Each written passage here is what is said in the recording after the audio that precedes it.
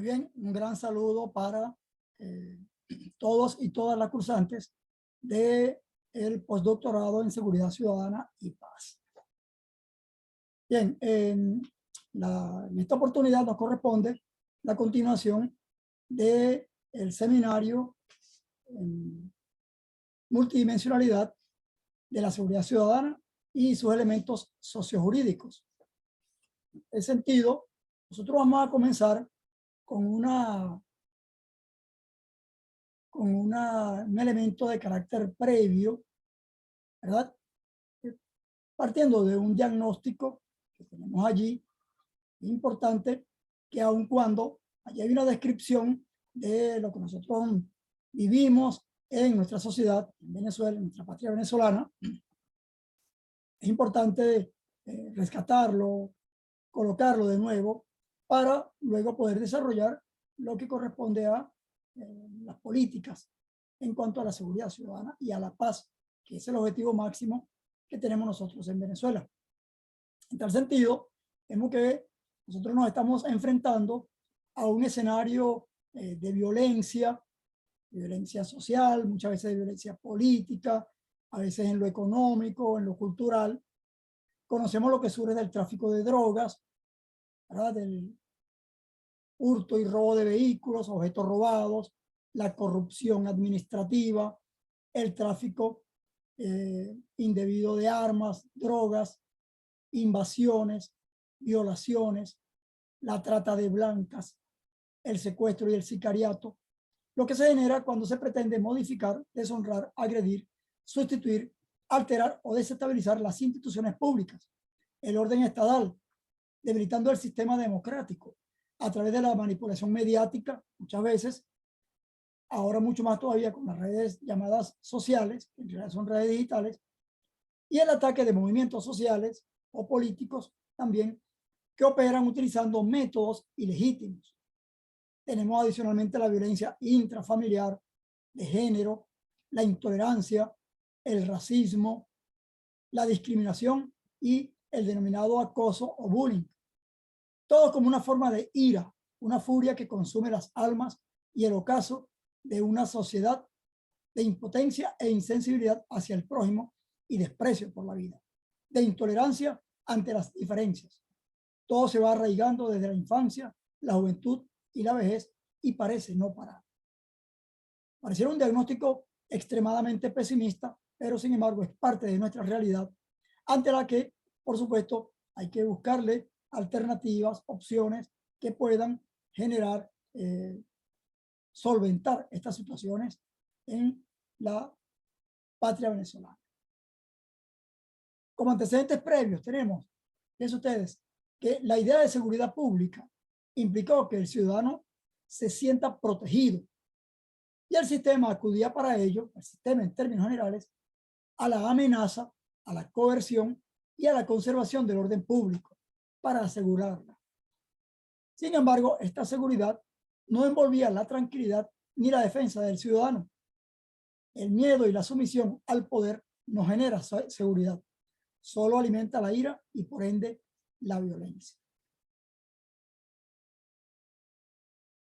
Los principios de la seguridad pública en Venezuela, específicamente de los cuerpos policiales, eran la represión, la coacción y el miedo, inclusive más allá, generar terror, pánico en la sociedad, en las colectividades, los cuales forzaban al orden público que respondía a los intereses y protección de grupos que detentaban el poder, limitando las libertades ciudadanas.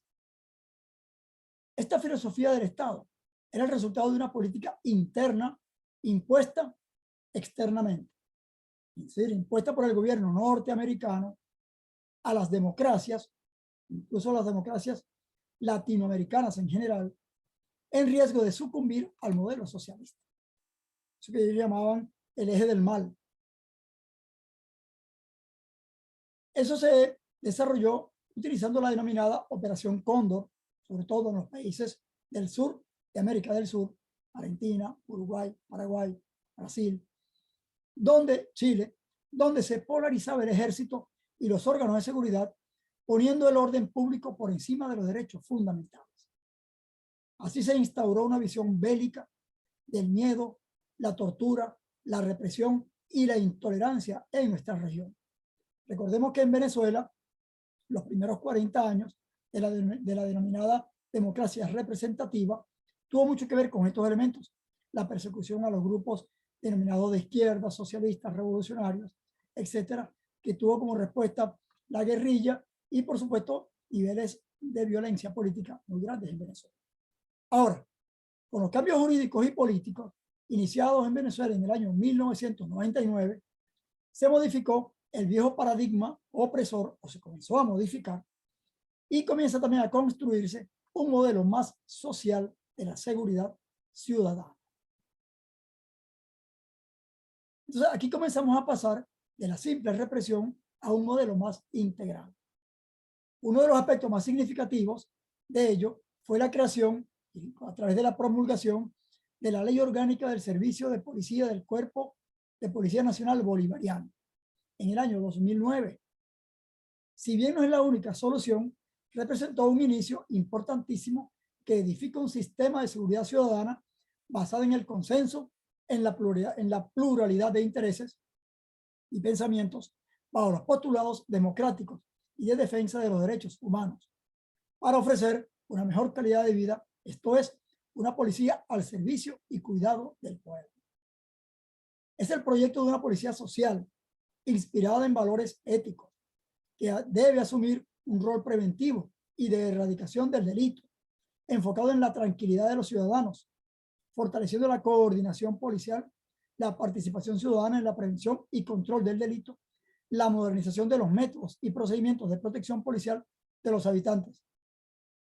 Adicionalmente, se plantea que debe haber una formación técnica universitaria para estos cuerpos de seguridad y para ello se creó una nueva universidad, que es la Universidad Nacional Experimental de la Seguridad, también creada en el año 2009, la UNES.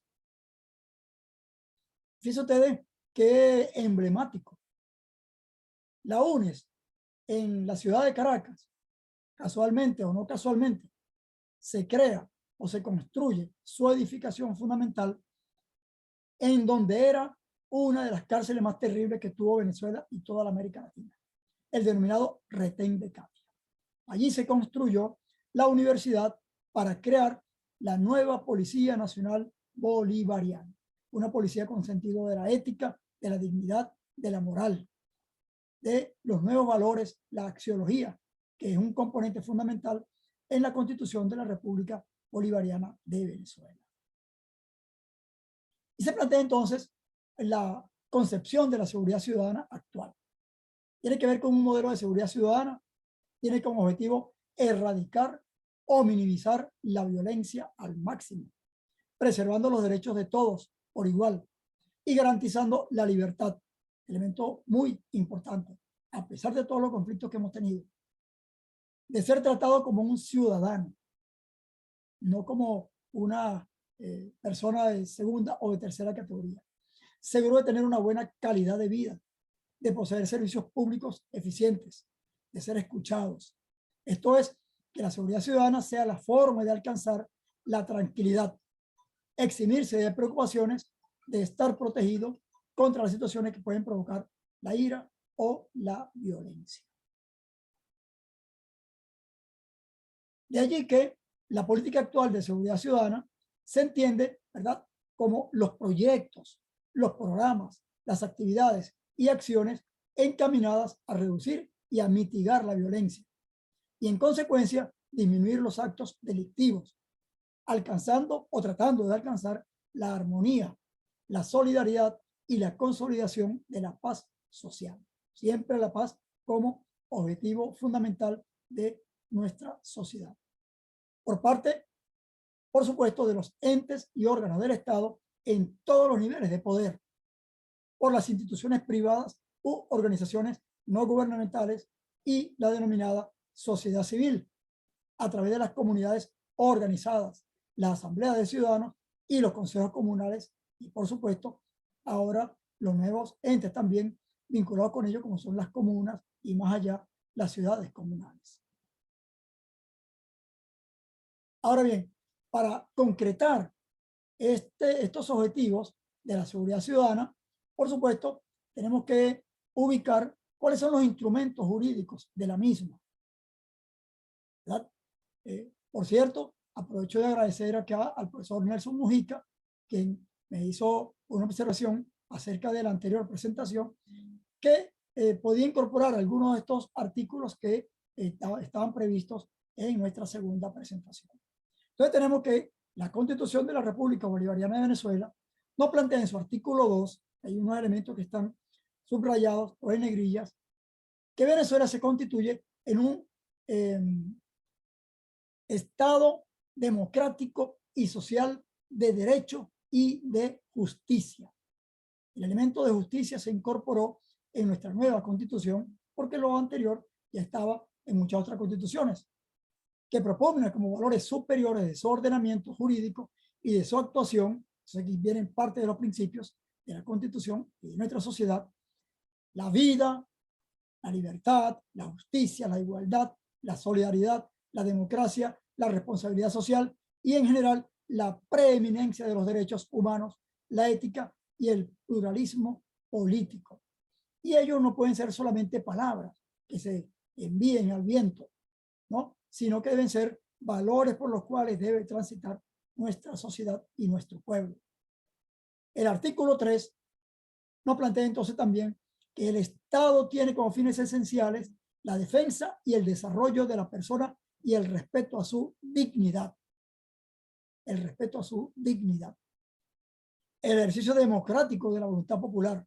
La construcción de una sociedad justa y amante de la paz. La prosperidad, la promoción de la prosperidad y el bienestar del pueblo. Y la garantía del cumplimiento de los principios, derechos y deberes reconocidos y consagrados en esta Constitución. Y no plantea al final que la educación y el trabajo son los procesos fundamentales para alcanzar dichos fines. Luego tenemos que irnos al artículo 27 de la Constitución, donde se plantea ya el goce y el ejercicio de los derechos y garantías constitucionales. Toda persona tiene derecho a ser amparada por los tribunales en el goce y ejercicio de los derechos y garantías constitucionales, aun de aquellos inherentes a la persona que no figuren expresamente en esta Constitución o en los instrumentos internacionales sobre derechos humanos, y allí se establece entonces el procedimiento de la acción de derecho o de amparo constitucional y lo que nosotros debemos hacer, lo que debe hacer cualquier ciudadano cuando vea restringidos los derechos humanos que le son inherentes. En el artículo 55 vemos que toda persona tiene derecho a la protección por parte del Estado a través de los órganos de la seguridad ciudadana, regulados por la ley, frente a situaciones que constituyan amenazas a su vulnerabilidad o riesgo para la integridad física de las personas, sus propiedades, el disfrute de sus derechos y el cumplimiento de sus deberes. Y nos plantea, por supuesto, la Constitución que la participación de los ciudadanos y las ciudadanas en los programas destinados a la prevención de la seguridad ciudadana y administración de emergencias será regulada por una ley especial. Y por eso luego se plantea la ley de participación ciudadana y también vinculada con la ley o las leyes del Poder Popular que se aprobaron en Venezuela en el año 2010. Y por último, nos plantea también este artículo clave que los cuerpos de seguridad del Estado respetarán la dignidad y los derechos humanos de todas las personas. Entonces, bueno, tenemos aquí un resumen de ello. El artículo 55, que tiene que ver con la función y el deber del Estado, el Estado de Derecho y de Justicia preeminente en Venezuela, la lucha por la democracia en nuestra sociedad, una democracia popular que realmente vaya hasta las bases del poder popular en Venezuela, el respeto a la integridad y a la integralidad del ser humano y los derechos humanos. Ahora bien, el artículo 136 nos plantea algo que nosotros habíamos dicho en la clase anterior: la colaboración de los órganos del poder público para la seguridad ciudadana y la paz. El artículo 136 nos dice que el poder público se distribuye entre el poder municipal, el poder estatal y el poder nacional. Una cosa es la distribución del poder en los ámbitos, diríamos, geográficos, y lo otro es cómo se divide el poder en cuanto a los que son los diversos poderes públicos. En Venezuela, el poder nacional se divide en el poder legislativo, ejecutivo, judicial, ciudadano y electoral. No está de más decir que Venezuela es uno de los pocos países que incorporó dos poderes adicionales a los poderes clásicos del Estado.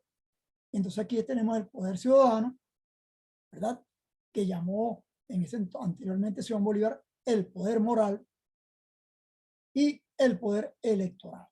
Cada una de las ramas del poder público tiene sus funciones propias, pero, y aquí subrayamos, los órganos a los que incumbe su ejercicio colaborarán entre sí en la realización de los fines del Estado. Por ello es importante establecer a veces, diríamos, el debate acerca de si nosotros debemos tener unos poderes separados o enlazados que colaboren o que cooperen entre sí para la realización de los fines del Estado y de la sociedad venezolana. Entonces, allí tenemos cómo se articula el poder. El público se distribuye, ¿verdad? El poder municipal, eso es su poder ejecutivo, el alcalde o alcaldesa, el poder estatal, ejecutivo, gobernador o gobernadora, el poder nacional, el presidente o presidenta de la República, como sus representantes máximos en el ámbito del poder ejecutivo y también del resto de los poderes. Y se divide entonces, ahí está, poder legislativo, poder ejecutivo, poder judicial, poder ciudadano y poder electoral. También incorpora la Constitución, eso que llaman la constitucionalización del ámbito penal, del ámbito penitenciario. ¿Por qué? Bueno, porque acá se incorpora el artículo 272, donde inclusive partiendo del planteamiento que hace Michel Foucault de vigilar o castigar, se plantea aquí un avance enorme de nuestra Constitución cuando se plantea que el Estado garantizará un sistema penitenciario que asegure la rehabilitación del interno o interna y el respeto de sus derechos humanos. Para ello, los establecimientos penitenciarios deben contar con espacios para el trabajo, el estudio, el deporte, la recreación, y funcionarán, esto es muy importante, bajo la dirección de penitenciaristas profesionales con credenciales académicas universitarias y se regirán por una administración descentralizada. Hago un paréntesis acá, ¿por qué? Porque anteriormente cualquier persona podía ser director de cárcel, puede tener un cargo directivo, director de cárcel, puede ser supervisor, puede ser inspector general de prisiones, que era como se denominaba anteriormente, los instituciones penitenciarias. Ahora no, aquí se plantea que debe ser un personal técnico profesional. Y también inclusive se plantea que pueden ser sometidos a modalidades de privatización. En general se preferirá en ellos el régimen abierto y el carácter de colonias agrícolas penitenciarias. En todo caso, las fórmulas de cumplimiento de penas no privativas de la libertad se aplicarán con preferencia a la medida de naturaleza reclusoria. Recordemos acá, y aquí hacemos otro paréntesis, que en el año 1982 en Venezuela se dio un adelanto muy grande en plena Cuarta República, gobierno de Luis Herrera Campins, de una política penitenciaria muy avanzada cuando se aprobó todo aquello que se llamó el programa de tratamiento no institucional con la ley de sometimiento a juicio y suspensión condicional de la pena, la ley de libertad condicional, el régimen abierto, el destacamento de trabajo, es decir, los centros de observación y diagnóstico, toda una serie de mecanismos de lo que llamaron las fórmulas de cumplimiento de penas no privativas de la libertad. Y aquí, en esta Constitución, se le da preeminencia a ello. ¿Para qué? Bueno, para evitar que solamente sea el llevar a la cárcel a quien transgrede la ley, sino que puede tratársele adecuadamente también desde la calle o desde este tipo de instituciones. En el artículo 322 de la Constitución se plantea que la seguridad de la nación es competencia y responsabilidad del Estado, fundamentada en el desarrollo integral de esta, y su defensa es responsabilidad de los venezolanos y de las venezolanas de manera de carácter general. También de las personas de naturaleza jurídicas, tanto de derecho público como de derecho privado, que se encuentren en el espacio geográfico nacional. Y se plantea en el 326 que la seguridad de la nación, ¿no?, se fundamenta en la corresponsabilidad entre el Estado y la sociedad civil. Un elemento también clave. ¿Por qué? Bueno, porque allí se intenta entonces dar cumplimiento a los principios de independencia, democracia, igualdad, paz, justicia, solidaridad, promoción y conservación ambiental y afirmación de los derechos humanos, así como la satisfacción progresiva de las necesidades individuales y colectivas de los venezolanos y de las venezolanas. ¿Sobre qué? ¿Sobre qué bases? Bueno, sobre la base de un desarrollo sustentable y productivo de plena cobertura para la comunidad nacional.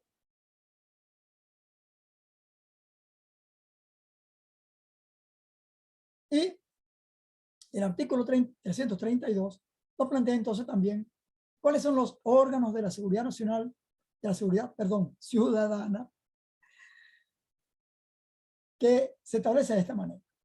El Ejecutivo Nacional, para mantener y restablecer el orden público, proteger a los ciudadanos y ciudadanas, los hogares y las familias, apoyar las decisiones de las autoridades competentes y asegurar el pacífico disfrute de las garantías y derechos constitucionales de conformidad con la ley, debe organizar, entonces aquí está, primero, un cuerpo uniformado de Policía Nacional, un cuerpo de investigaciones científicas, penales y criminalísticas, un cuerpo de bomberos y bomberas y administración de emergencias de carácter civil, y una organización de protección civil y administración de desastres, que son los 4 órganos de la seguridad ciudadana que están allí en las imágenes, ¿no? La Policía Nacional Bolivariana, el CICPC, los bomberos en cada uno de nuestros estamentos, en cada uno de nuestros estados y ciudades, y las organizaciones de protección civil. Los órganos de seguridad ciudadana son de carácter civil, diferenciándolos de los órganos de carácter militar, y respetarán la dignidad y los derechos humanos sin discriminación alguna. La función de los órganos de seguridad ciudadana constituye una competencia también concurrente con los estados y municipios en los términos establecidos en esta Constitución y en las leyes. Y por ello vemos que en cada uno de los estados y de los municipios tenemos cuerpos de seguridad regionales, municipales, inclusive hasta de carácter comunal. En síntesis, hemos visto acá, hemos hecho como un paneo apresurado. En síntesis, la seguridad ciudadana es un deber del Estado, el cual tiene por objetivo fortalecer el Estado de Derecho y de justicia y la democracia, así como salvaguardar la integridad de las personas y la protección de sus derechos humanos para el goce y o disfrute de cada uno de esos derechos. Pienso ustedes que este recorrido que hemos hecho tiene que ver con concretar lo que anhelaba el libertador Simón Bolívar cuando en uno de sus discursos fundamentales dirigido a quienes iban a desarrollar el cuerpo jurídico venezolano luego del proceso de independencia o durante todo el proceso de independencia y post proceso de independencia, Simón Bolívar entonces llevó unas palabras donde puso su cargo a la orden ante los legisladores del Congreso de Angostura. Y planteaba Simón Bolívar allí, en el discurso de Angostura, cómo debían elaborarse las leyes en Venezuela, luego de un análisis de carácter político, social, cultural, histórico, ¿no?, de una manera genial. Entonces allí Bolívar afirmó que después de desprenderse de la monarquía española, América se encontró en una situación semejante a la del Imperio Romano, cuando aquella enorme masa cayó dispersa en medio del antiguo mundo y cada desmembración formó una nación independiente. Sin embargo, para Bolívar, la América hispánica constituía un caso extraordinario y muy complicado. Recuerde que estábamos en plena guerra, el proceso de independencia. Entonces, ¿por qué? Porque él decía, mientras los miembros del Imperio Romano volvían a restablecer sus primeras asociaciones, nosotros, decía Bolívar, ni aún conservamos los vestigios de lo que fue en otro tiempo. Nosotros no somos europeos, no somos indios, sino una especie media entre los aborígenes y los españoles, americanos por nacimiento y europeos por derechos. Nos hallamos en el conflicto de disputar a los naturales los títulos de posesión y de mantenernos en el país que nos vio nacer contra la oposición de los invasores. Hay que ver, tremendo dilema. Para Bolívar, un pueblo o cuerpo político estaba bien conformado si entre la correspondencia entre sus instituciones, si había correspondencia entre sus instituciones y la extensión de su territorio, su clima, su geografía, el genio, el carácter, los gustos y las costumbres del pueblo. Esto es, hay que estudiar realmente qué tipo de sociedad nosotros tenemos para trazar nuestro norte, o como decimos ahora, nuestro sur, buscando trazar una diferencia geográfica con los nacidos en la América del Norte, afirmaba. Entonces, ¿qué decía Simón Bolívar? Nosotros no podemos copiar el modelo europeo, ni podemos copiar el modelo norteamericano. Debemos hacer nuestras propias leyes, basadas en nuestra cultura, en nuestra idiosincrasia, en nuestro territorio, en nuestro clima, en todos los elementos que nos son consustanciales. Aquí vemos entonces que Bolívar estaba avanzando precisamente en todo lo que posteriormente se planteó como luchar contra la modernidad, colonialidad. Bolívar se planteó que había que romper definitivamente con las cadenas que nos ataban a el Imperio Español y de otras naciones poderosas para que nosotros mismos podamos hacer nuestras propias leyes y nuestra propia sociedad. Así que lo que se plantea en la Constitución de la República Bolivariana de Venezuela y todo el entramado jurídico que se comenzó a desarrollar posteriormente en Venezuela tiene que ver con el sueño de Bolívar y el sueño de nuestros libertadores y que se van enmarcando en los elementos jurídicos que ya hemos venido mencionando para precisamente lograr una apropiación de lo que es nuestra sociedad, vinculándonos con la seguridad ciudadana que nosotros estamos buscando de manera fehaciente, de manera permanente. Así que un poco esto era lo que les traía por ahora en esta parte. La próxima semana vamos a tener un foro en el cual vamos a interactuar directamente. Yo le voy a enviar unas preguntas generadoras para que podamos interactuar e intercambiar ideas acerca de la seguridad ciudadana y la paz vista de la perspectiva jurídica, política y social en Venezuela, vinculada con todos estos temas que venimos desarrollando en este seminario. Así que por ahora lo dejamos hasta acá y esperamos entonces la retroalimentación de estas ideas que acabamos de plasmar en esta grabación de hoy.